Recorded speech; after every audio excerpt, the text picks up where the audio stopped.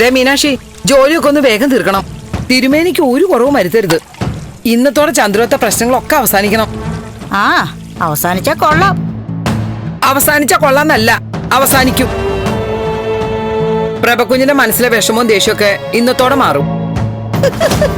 നീ എന്തിനാടി കളിക്കുന്നത്? സന്തോഷം കൊണ്ട് ചിരിച്ചു പോകുന്ന എന്റെ ഭാർഗവി.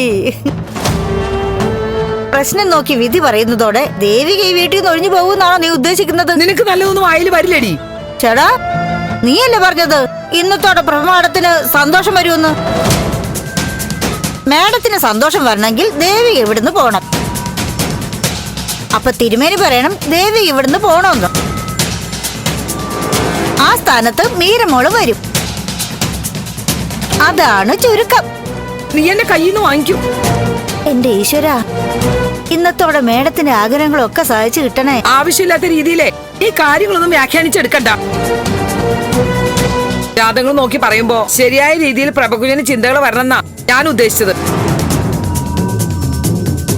കരച്ചിലും പ്രയാസങ്ങളൊക്കെ കണ്ടു മടുത്തു. ഇന്നത്തോടെ ഈ വിഷമങ്ങളൊക്കെ അവസാനിപ്പിക്കുന്ന എന്റെ ഭഗവാനെ.